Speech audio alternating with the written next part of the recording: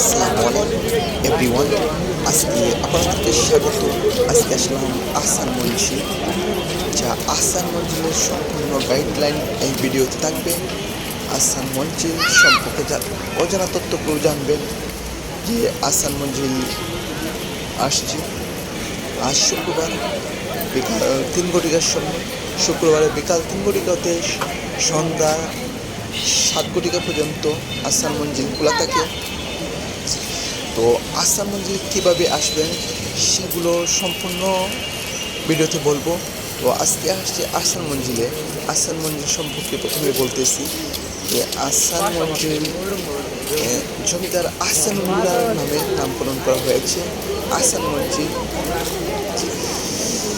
তো আহসান মঞ্জিলের ভিতরটা অসাধারণ, অনেক চমৎকার দিক নির্দেশনা। আহসান মঞ্জিল পুরান ঢাকা ইসলামপুর বুড়িগঙ্গা নদীর তীরে অবস্থিত। আহসান মঞ্জিল নবাব পরিবার, বাংলার গৌরব ইতিহাস, যা 8 শতাব্দীর শেখ এনায়েতুল্লাহ আহসান নামে নামকরণ করা হয়। শেখ মতিউল্লাহ, যিনি বিবি 1830, আব্দুল গনি পিতা গণ কাজা আলিমুল্লাহ, 1859 সাল নবাব আব্দুল গনি প্রাসাদ 13 বছর নেগুই ছিলেন, যা এই প্রাসাদটা বিক্রি করে দেওয়া হয়েছিল। তাই পরবর্তীতে নবাব আহসানুল্লাহর পিতা এই প্রাসাদটা আবার ক্রয় করে নিয়ে আসে। এখানে তাদের যে আসবাবপত্রগুলো দেখতে পাচ্ছেন, এইদিকে অনেক মুন্সিদের লেখা। তো যারা আহসান মঞ্জিলে আসবেন তারা গুলিস্তান থেকে আসতে পারবেন এবং গুলিস্তান থেকে সদরঘাটে আসতে পারবেন। সদরঘাটের পাশেই লঞ্চঘাট। আহসান মঞ্জিলের বিভিন্ন যে ঐতিহ্য ইতিহাস তা আজকে দেখবেন। আহসান মঞ্জিলের এই যে হাতের যে প্রতীকটা, তাদের রাজ পরিবারের সেই প্রতীকী এ জায়গায় আছে। তাদের আত্মরক্ষার যে ধর্ম, এদিকে উপরে ওঠার সিঁড়ি এবং ভিতরে অনেক তাদের ব্যবহৃত আসবাবপত্র যা দেখতে পাচ্ছেন।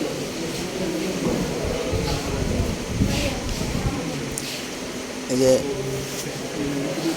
মাইক্রোসফট যন্ত্র, এদিকে তাদের বাচ্চাদের দোলনা, এদিকে 1848 সালের যে তাদের গ্রাফি, এটা তাদের ব্যবহৃত যে হুক্কার কলকি এবং বিভিন্ন জিনিস তাদের জায়গা আছে। এটা 1846 সালে।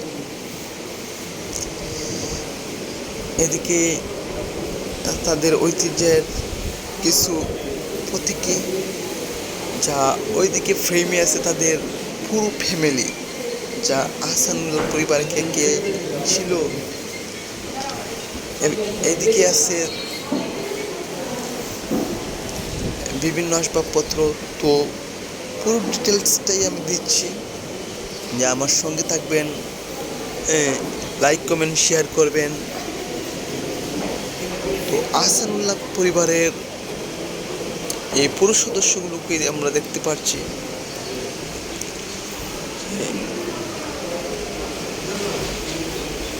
তো মানুষের জায়গায় পিক ছবি তুলছে।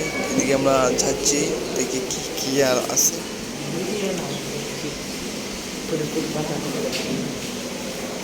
এই যে আমরা দেখতে পাচ্ছি এটা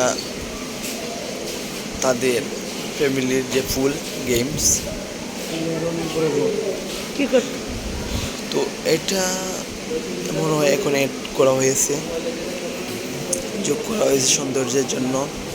এই যে তাদের অনেক পুরনো ঐতিহ্য রক্ষার সিন্ধুক, যেগুলো তারা সোনা দানা টাকা পয়সা সব কিছু রাখত।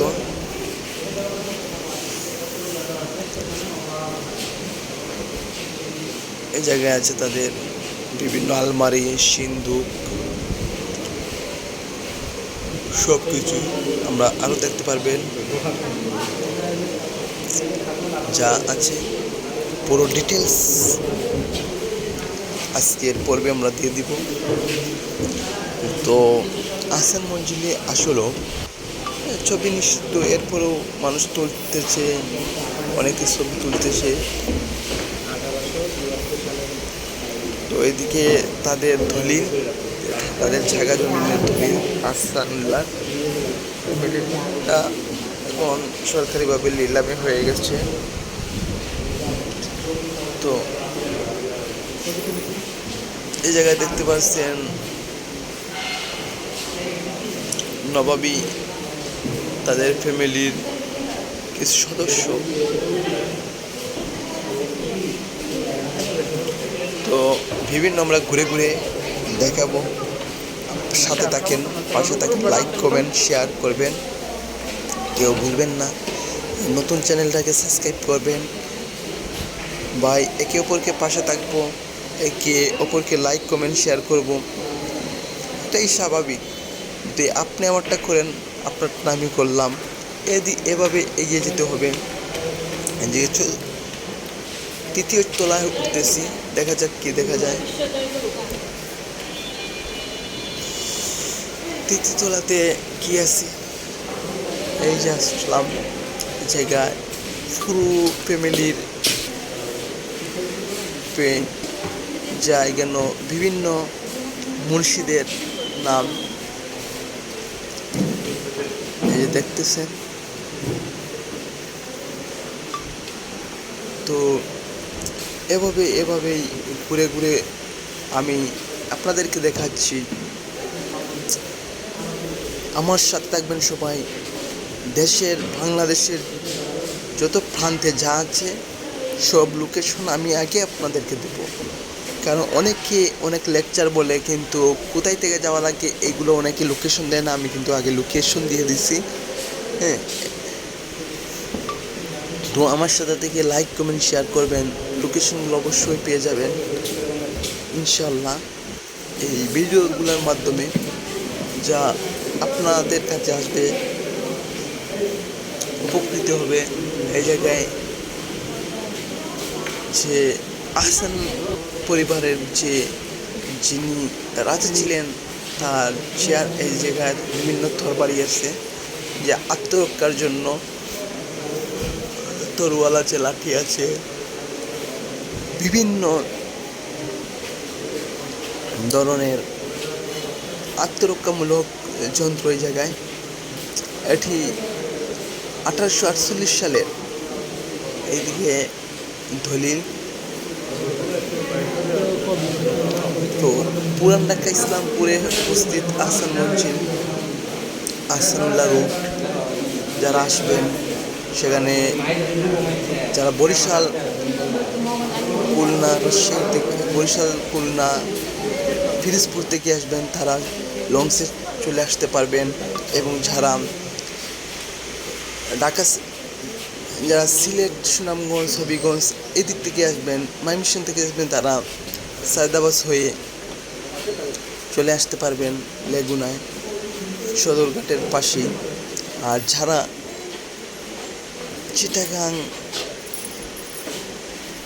কক্সবাজার এদিক থেকে আসবেন, তারা অবশ্যই আসতে পারবেন সায়দাবাদ হয়ে সদরঘাট লঞ্চঘাটে পাশেই।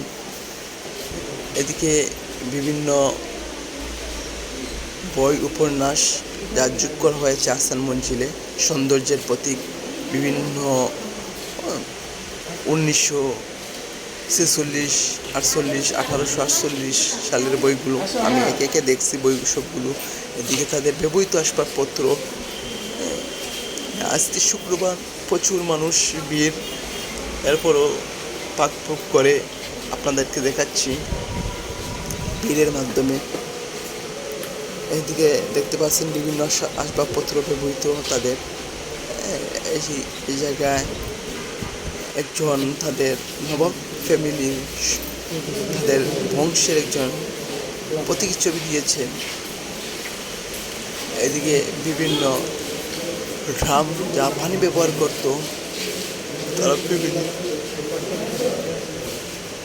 তো আজকে সম্পূর্ণ ভিডিওটা লং হবে, কারণ কিছু শিখতে হলে, কিছু জানতে হলে এই ভিডিওতে অবশ্যই জানতে হবে, শিখতে হবে। তো এখানে বিভিন্ন খাট আসবাবপত্র তারা ব্যবহৃত রং করে সুন্দর করে সাজানো হয়েছে। এখনো টিকে থাকার কথা না, এরপরেও এগুলা রং করছে। এগুলা এদিকে দেখতে পাচ্ছেন তাদের পুরো ফ্যামিলি যে জিনিসগুলো আছে ব্যবহৃত, সেই ঘুরে ঘুরে দেখাবো। সোহাগ গাজী 420 চ্যানেলটি সাবস্ক্রাইব করবেন, পাশে থাকবেন। এদিকে অসাধারণ একটি দৃশ্য যা বলার বাইরে। তো প্রতিটি রুমে আমি আপনাদেরকে গিয়ে দেখাবো কীভাবে কি এত বড় প্রাসাদ আহসান মঞ্জিল, যা অনেক সুন্দর করে সাজানো হয়েছে, দেখার মতন, যা একটা দৃষ্টিনন্দন, আসলে মন জুড়িয়ে যায়, ভালো লাগার মতন। যে বাংলার জমিনে অনেক ছোটো ছোটো জিনিসগুলো আমরা যদি উপভোগ করি অনেক কিছু হয়ে যায়, যে অনেক কিছু বাংলার জমিনে আছে। আমরা যারা পর্যটক, যারা আমরা এগুলা নিয়ে বিভিন্ন জায়গাতে যাই, ঘুরতে চাই, অবশ্যই আমরা ছোটো ছোটো জায়গাগুলো উপভোগ করতে পারি এবং বড় জায়গাগুলো উপভোগ করতে পারি, দেখার কোনো শেষ নেই। মনের শান্তি, আত্মা, যে জিনিসগুলো মিলে দেখার মাধ্যমে, এগুলো বলা বাহুল্য। এই রুমেও যে হাসানুল্লাহ পরিবারের অনেক সদস্যের ছবি, যে তাদের হিন্দু, মুসলমান, বৌদ্ধ সবাই এই পরিবারে বাস করত একে অপরকে। তাদের ব্যবহৃত আসবাবপত্রগুলো দেখতে পাচ্ছেন, তাদের অনেক ইতিহাস, ঐতিহ্য, বাংলার যে আমরা ছোটো থেকেই পড়েছি। আল্লাহ হাফেজ, পাশে থাকবেন ইনশাআল্লাহ।